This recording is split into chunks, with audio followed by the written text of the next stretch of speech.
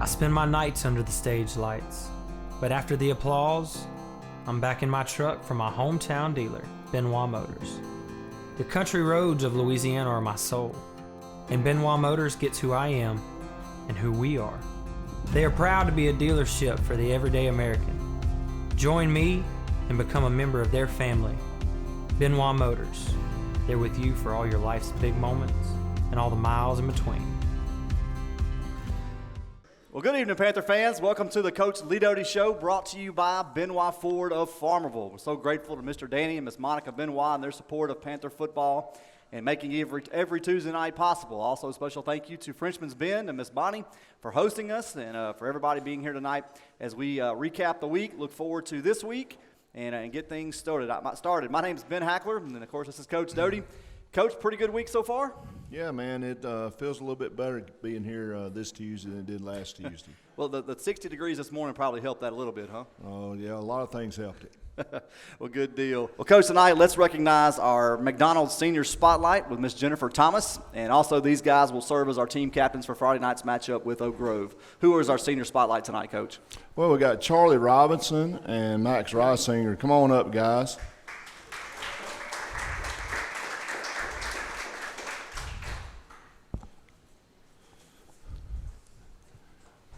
These guys have been with us. Max is our fourth-year guy. Charlie's a third-year guy. Man, they've done a great job for us, provide a lot of senior leadership, and just very, very proud to have these guys around. And, Charlie's got a couple offers from some places and looking to get bigger offers. Max is a guy that we moved around and found a home for him. He's done a great job. And these guys will be our captains this week at Oak Grove, and we're just very proud to have them. So let's give them a big hand. Congratulations, guys. Appreciate Miss Jennifer Thomas again for that. Thank you so much. Absolutely. And, Coach, as those two guys walk off, I was thinking about Friday night. Me and Max talked just for a minute when things were over with, and I think he and Jalen Williams from Mangham had about 50 collisions, it seemed like, all night long.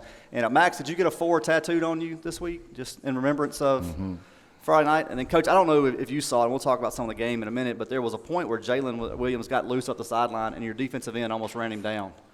Yeah, Charlie can run, but yes, that guy can run too. So you said almost running. Almost down. run. I said right. almost. Charlie, you were almost right. there, man. Right. Well, Coach, let's talk about the ball game, and man, it turned out to be a long Friday in a lot of different ways, but a great game kind of ensued, a long night, and really the ball game itself felt. The best way I know to describe it is a roller coaster. When that ball game kicked off, that first 6 minutes, I know for us in the stands and probably for you guys as coaches and players, I almost want to forget that 6 minutes and do something else. But Mangham came out and seemed to grab control of momentum real quick. Can you talk to us about that first 6 minutes and kind of what you saw?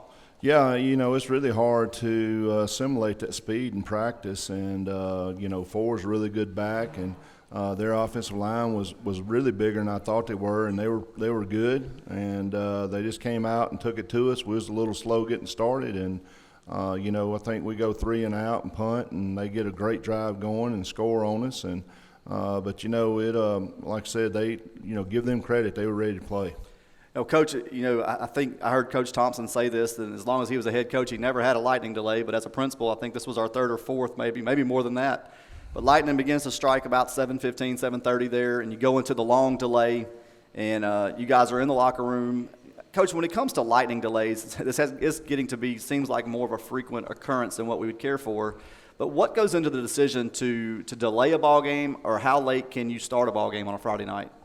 Well, we talked about it. This is our third one in less than 3 years, and they've all been at home, thank goodness. But we kind of got a routine down now. We were able to get Miss Lucius to get us some food to eat there. We didn't know how long we were going to be in there.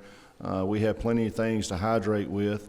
You're just wondering when you're going to start. Every time the lightning strikes, it's another 30 minutes. When they came in and told me we were going to try to start at 9, if you looked on the radar, it looked like there's no way we're going to be able to do this. But our kids, we've been in that situation now before, and we were in it last year, actually against Oak Grove at home.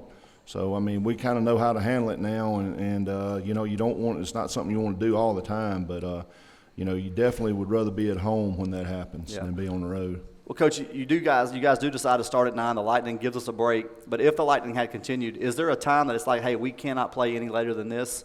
And when do you decide whether to push it to Saturday or to postpone completely? Well, I don't know. We had made up our mind that if we could start, it's going to sound crazy, if we could start before midnight, we're going to get it done.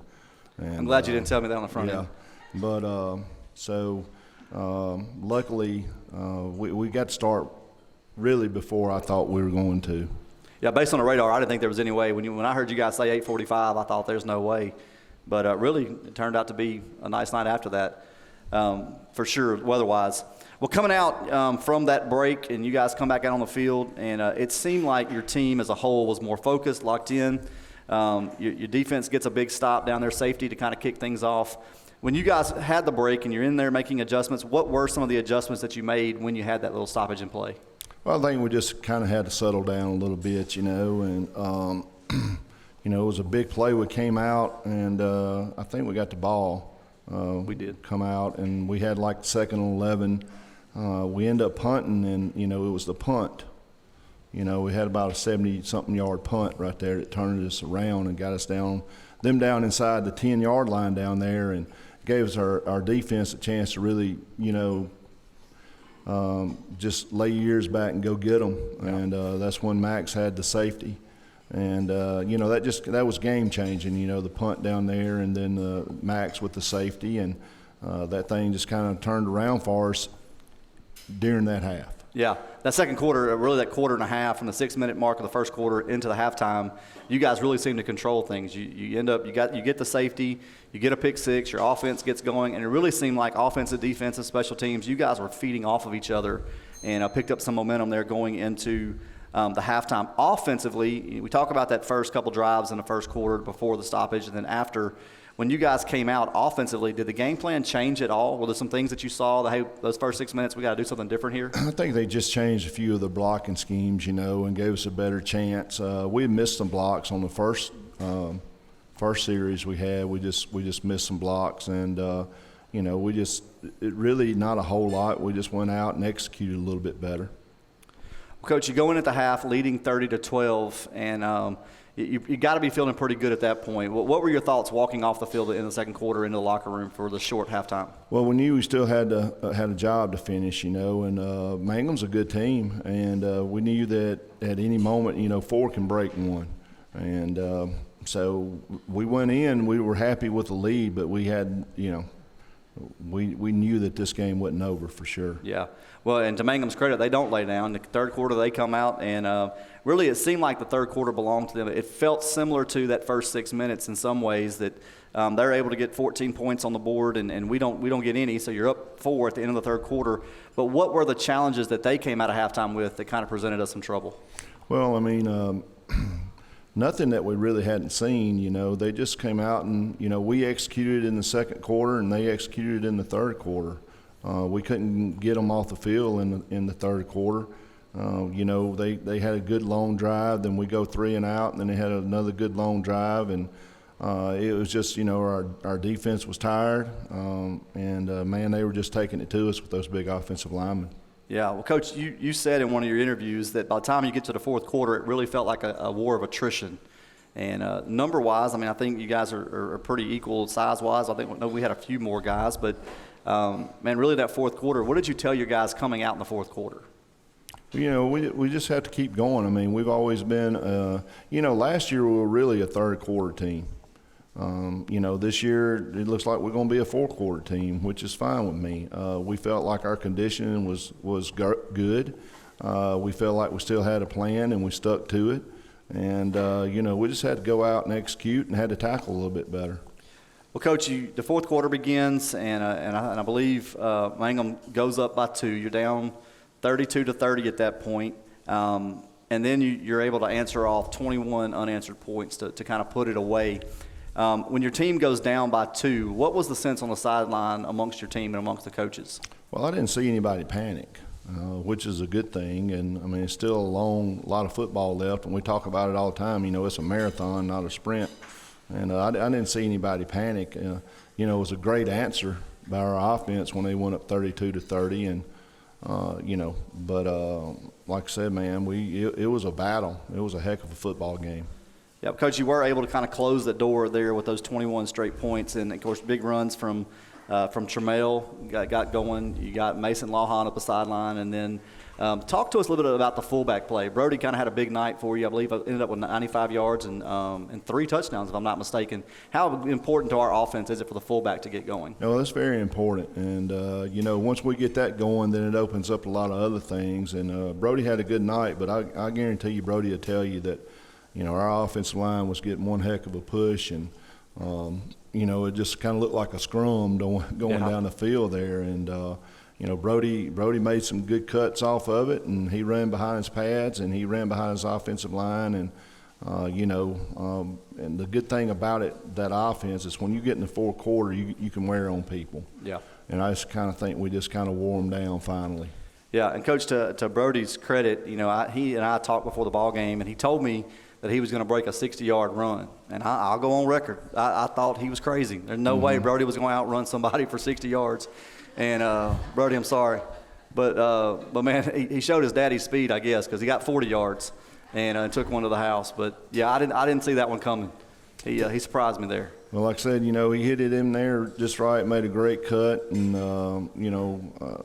just a credit to him and our offensive line. I mean, just wearing on those guys, man, and it's a heck of a thing about it is if you just keep punching.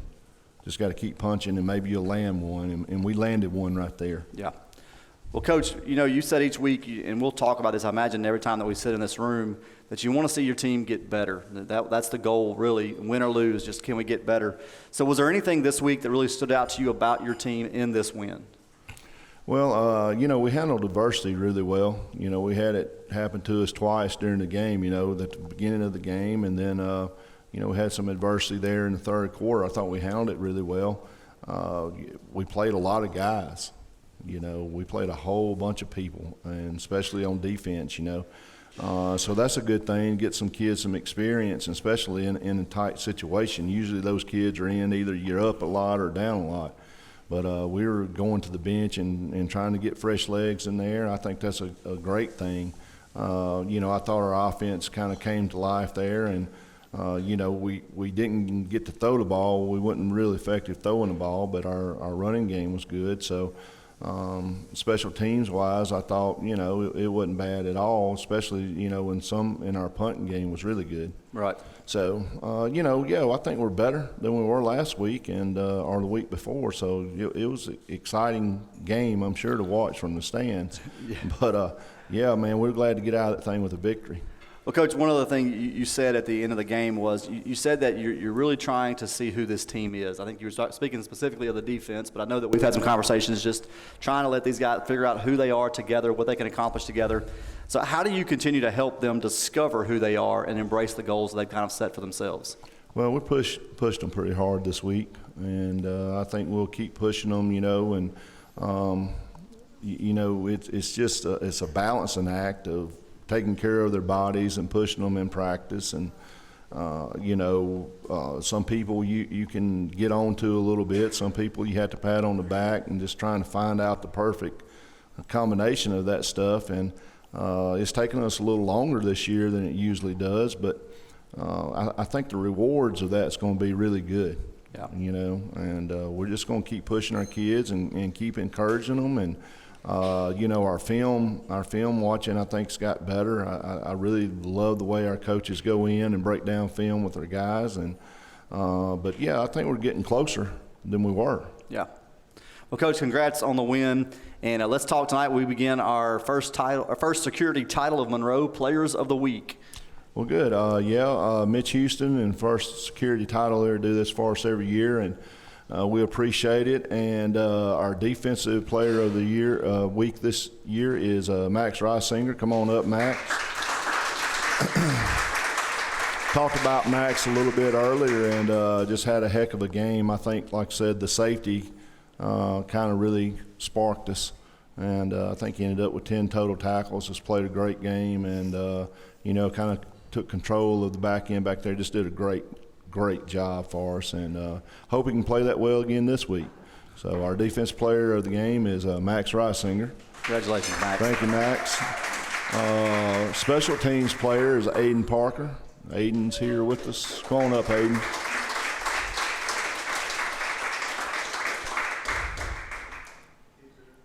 Aiden did a good job. I mean, he always does a good job. But the other night, you know, he had great punts and flipped field position for us several times. And I think he averaged about 60 yards a punt the other night on 4 punts, which is outstanding. Of course, you know, extra points and kickoffs and everything he does. He did a great job. And, you know, sophomore is just going to continue to get better. So our special teams player of the week is Aiden Parker. Congrats, Aiden.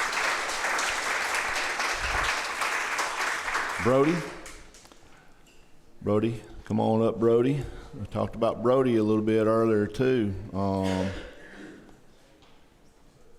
Did a good job. Had, I believe, 95 yards rushing, 3 touchdowns. Just played tough running the football the other night. Ran behind his pads and just very proud of him. Like I said, once that fullback game gets going, it opens up a lot of stuff. So the good thing is everybody's going to have to kind of respect their fullback right now going forward. So proud of Brody, and he was our offensive player of the game. Appreciate it, Brody. All right, Thank Brody you. Belanger. And I did talk with Mitch Houston the other day, and you know, we always give out shirts. He's working. He didn't like the ones we had last year, so he's working on new designs. So we'll get them guys some new shirts here and get them passed out and get some pictures with them here soon. Yeah, always like an upgrade. Yes, sir. Absolutely. Well, Panther fans, we're going to take a quick break, and we'll be right back with more of the Coach Lee Doty Show in just a moment. First Security Title of Monroe provides real estate transaction services in Northeast Louisiana. The closing process has never been easier. With a dedicated staff that takes pride in helping our customers obtain quality service. First Security Title, 1818 Avenue of America, Monroe. I spend my nights under the stage lights, but after the applause, I'm back in my truck from my hometown dealer, Benoit Motors. The country roads of Louisiana are my soul, and Benoit Motors gets who I am and who we are. They are proud to be a dealership for the everyday American. Join me and become a member of their family. Benoit Motors, they're with you for all your life's big moments and all the miles in between.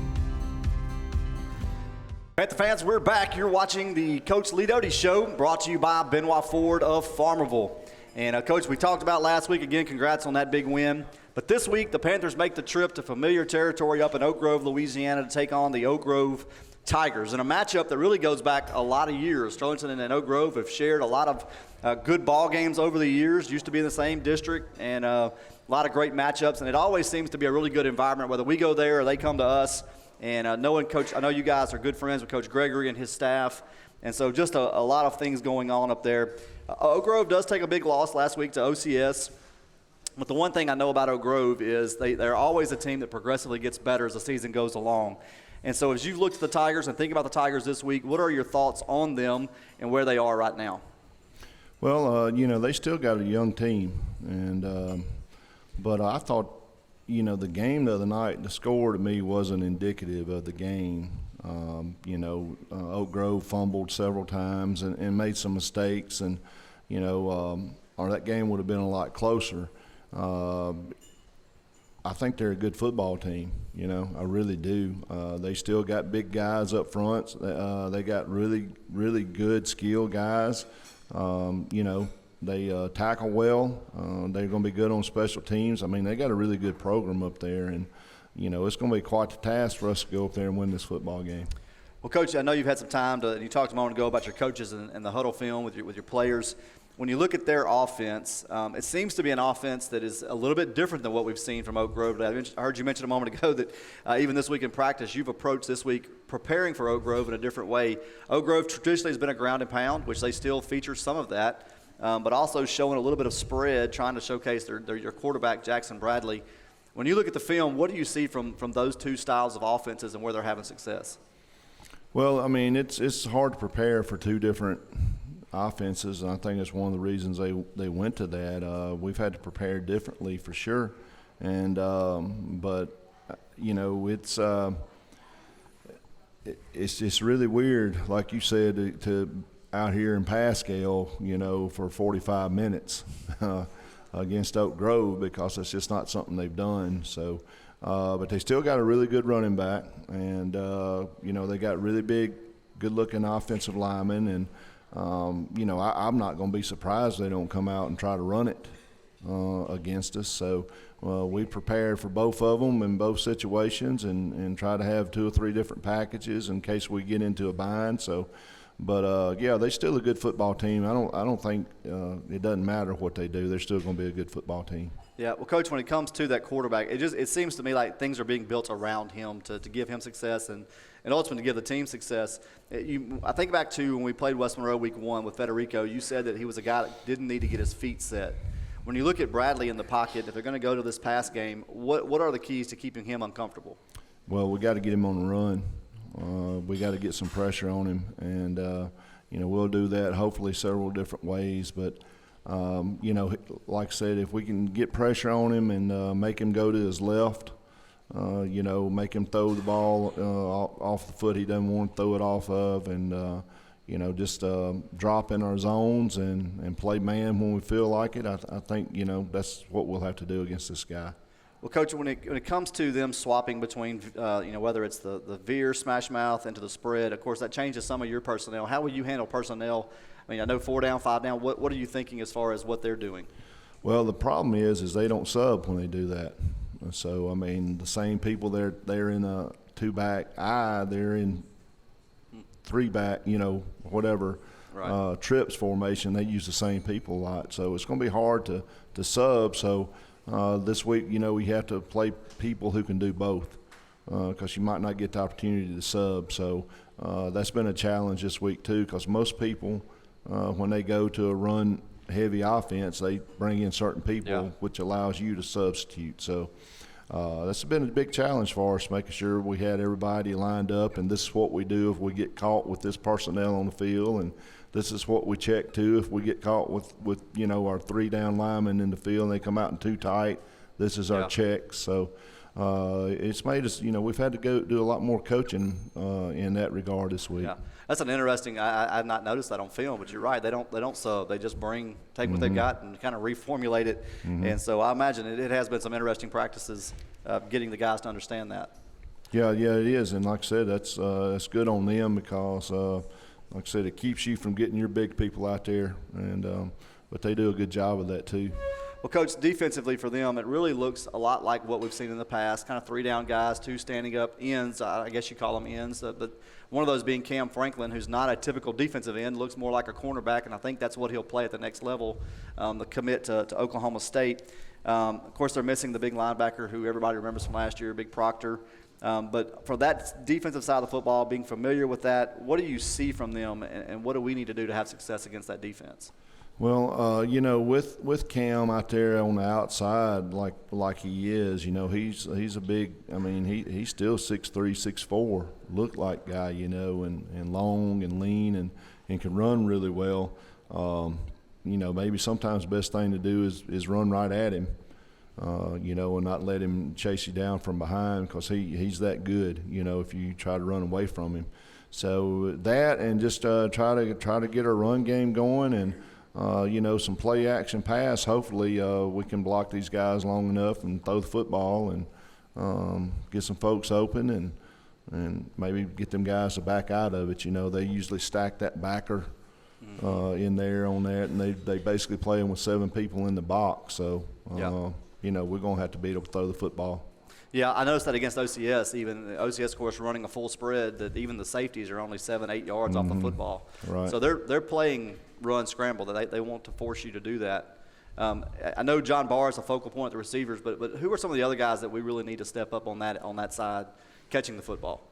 Well, Dylan Downs has worked a whole lot over there this week on the other side. Dylan's a guy that, feel really good about, and he'll help us out, and an athlete. And we just got to get someone else going, take some of the pressure off of John. I mean, they're going to line right up in your face and dare you to throw it. So, I'm sure that they'll walk another guy out over John, and, I hope they don't, but I feel like they probably will. So we got to get that backside guy going. Well, Coach, again, this is kind of your first road trip, one of two that you'll take this year, true road trips where you're not going to be 10 minutes from the house. And so as you guys prepare for the road trip, what do you see as another area that you'd like to see your team this week take a step forward? Well, I'd like to see us be a little more aggressive defensively. And, of course, we always, I don't care how good you are, you always need to tackle better. But I'd like to see us, be crisp, in and out of the huddle and no penalties, no offside stuff, no dumb penalties. You'd love to see that progress this week and, get our guys getting after it and just go play hard. Yeah. Well, Coach, for the road trip part of it, the getting on the bus and riding up there, you'll have a little bit of time in their changing room and whatever. How do you help your guys prepare for just kind of that little bit of downtime you get when you're in a visitor stadium?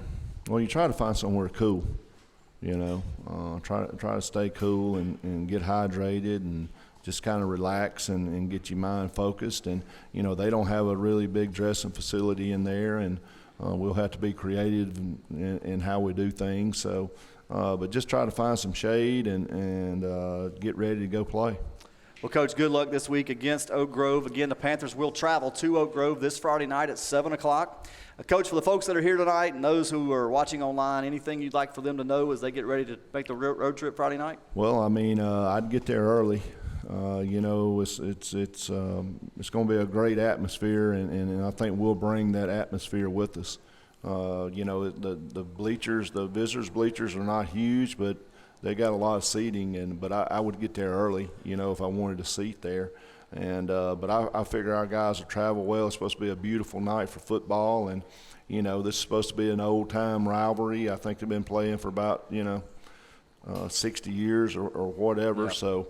Like I said, man, we need to go up there. They have had the intensity tipped in their favor the last 2 times, maybe even 3 times we've been up there. And we need to go out there and we need to match that intensity. We need to get after it this week. And I know our folks will show up and look forward to seeing them there. And, as always, go Panthers. Well, Panther fans, if you can't make the trip, you can catch us on YouTube beginning at 6:15 with a replay of the Coaches Show. Pre-game will start about 6:50 and, of course, kick off at 7 with myself and William Handy. And you can go to YouTube and look for SHS Panther Football, or you can go straight to shspantherfootball.com and click the Watch Live button there. On that same website, you'll find all the highlight videos, the hype videos, game replays, and so much more on shspantherfootball.com. Coach, any final thoughts before we wrap it up tonight?